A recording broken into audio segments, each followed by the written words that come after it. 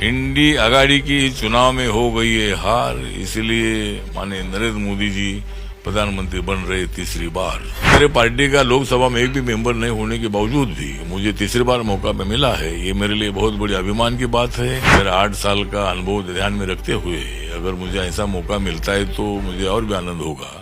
RPI अध्यक्ष रामदास अठावले इस वक्त हमारे साथ बातचीत करने के लिए मौजूद हैं। सर, मोदी कैबिनेट में आपको जगह मिल रही है, आप अपने अंदाज में किस तरीके से प्रधानमंत्री नरेंद्र मोदी को धन्यवाद देंगे, क्योंकि आप लगातार तीसरी बार मंत्री बनने जा रहे हैं। हाँ, तो मतलब आप लोग जानते हैं कि इंडी आघाड़ी की चुनाव में हो गई है हार। इंडी आघाड़ी की चुनाव में हो गई है हार, इसलिए माननीय नरेंद्र मोदी जी प्रधानमंत्री बन रहे तीसरी बार। तो मतलब तीसरी बार प्रधानमंत्री बनने का मौका मोदी साहब को मिला है। जनता के आशीर्वाद से उनको ये मौका मिला है। 10 सालों में उन्होंने जो काम किया था उसका लेखा जोखा लोगों के सामने हमने रखा था और क्लियर मेजॉरिटी एनडीए को मिली है और एनडीए के नाम पर हम लोगों ने प्रचार किया था और एनडीए को क्लियर मेजॉरिटी मिली है। 300 के ऊपर हमारे पास अभी मेंबर ऑफ पार्लियामेंट है और इसीलिए हमारी सरकार को बिल्कुल धोखा नहीं है। हमारी सरकार 5 साल तक चलती रहेगी मोदी जी के नेतृत्व में।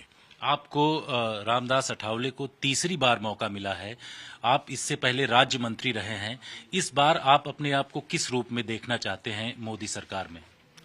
हाँ, मेरा तो अभी शपथ ग्रहण में तो मेरा नाम आया है। रिपब्लिकन पार्टी ऑफ इंडिया, ये पार्टी पूरे देश भर में काम करती है। छोटी पार्टी है लेकिन बाबा साहब अम्बेडकर जी की विचारधारा को लेकर सभी वर्गों को साथ लाकर मेरी पार्टी काम करती है और इसीलिए वैसा मेरे पार्टी का लोकसभा में एक भी मेंबर नहीं होने के बावजूद भी मुझे तीसरी बार मौका में मिला है। ये मेरे लिए बहुत बड़ी अभिमान की बात है और गर्व की बात है। तो मोदी साहब ने मेरा का ख्याल रखा है। मेरी पार्टी जो रिपब्लिकन पार्टी ऑफ इंडिया है इसको भी मतलब अपनी मंत्रिपरिषद में लिया है। इसलिए पूरे देश भर का जो हमारा रिपब्लिकन कार्यकर्ता है, दलित जनता है, ये बहुत बड़ी खुश है और बाबा साहब का सपना पूरा करने के लिए मैं काम करता रहूंगा।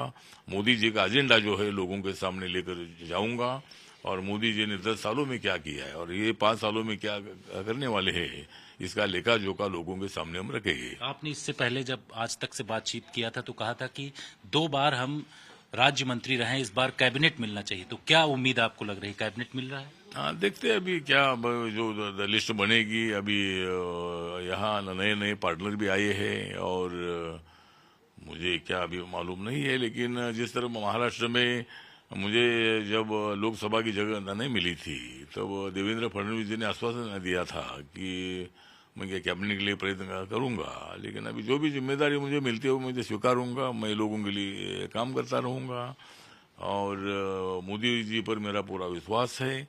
मोदी जी ने देश के लिए बहुत बड़ा काम किया है, इसीलिए मेरी पार्टी उनके मोदी जी के साथ है, एनडीए के साथ है। तो जो भी मुझे जिम्मेदारी मिलेगी वो मैं आनंद से स्वीकारूंगा। चाय पर जब आपको प्रधानमंत्री ने बुलाया था उस दौरान 100 दिन के एजेंडे की बात कही गई, विकसित भारत बनाने को लेकर के, उसको लेकर के आप किस तरीके से कदम बढ़ाएंगे?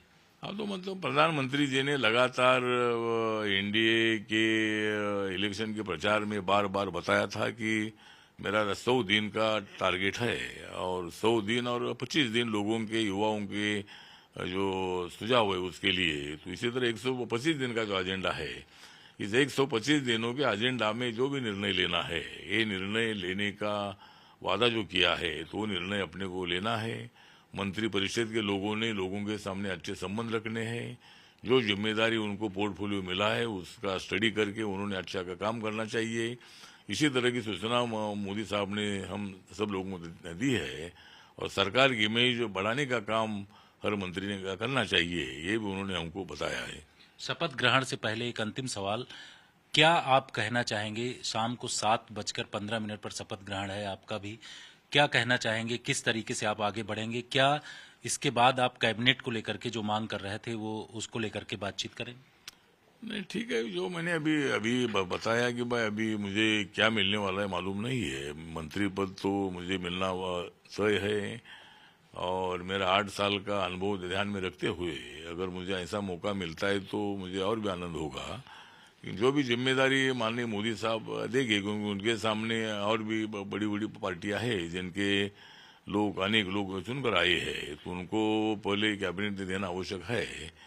तो उसमें अभी क्या होता है मुझे मालूम नहीं है, लेकिन जो भी जिम्मेदारी मुझे मिलेगी वो जिम्मेदारी पूरी करने का काम मैं करता रहूंगा। मोदी जी के साथ मैं रहूंगा और मेरी पार्टी जो है, मेरी पार्टी बाबा साहब अम्बेडकर जी की विचारधारा का प्रचार और प्रसार करती रहेगी, समाज जोड़ने का काम करती रहेगी।